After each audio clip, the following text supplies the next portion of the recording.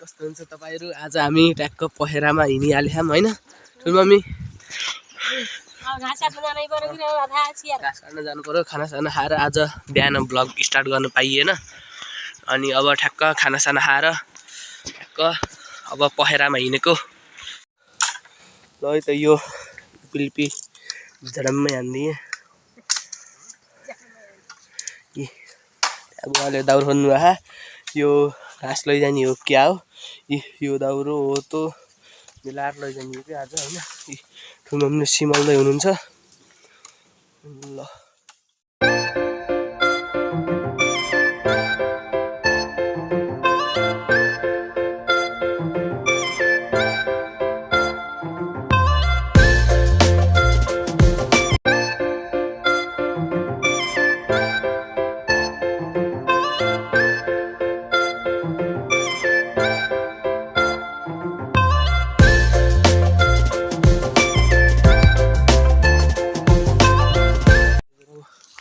टक्क यति भयो घाँस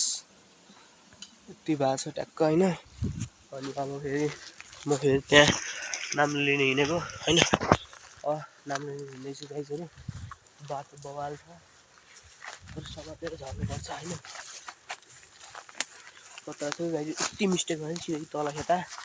हैन बवाल छ है गाइजहरु बाटो चाहिँ बाटो त नै हामी झर्ने ठाउँ गाइजहरु फाइनली तल झरे अब ठ्याक्क यो नाम्लो लिएर जानुपर्छ है त लहरु नाम्लो हैन माला बनाएर हिँडिरहेको छु र माथि ठ्याक्क गाइजहरु अर्को हातले समाल्नु पर्यो नि त त्यही भएर नाम्लो यहाँ राख्दै गाइजहरु ठ्याक्क हाम्रो यहाँ सबै घाँस दाउरा पुगिहालेको छ यहाँ दाउरा पनि दाउरा त्यहाँ पर घाँस छ त्यहाँ थियौँ ल घाँस पुग्यो घाँस दाउरा अब हामी घरतिर हिँड्यौँ आजलाई यति नै गाइजहरु फेरि भेट्छु अर्को ब्लगमा लाइक शेयर सब्स्क्राइब हालौँ अझै गाइज सपोर्ट गर्नु पर्यो है।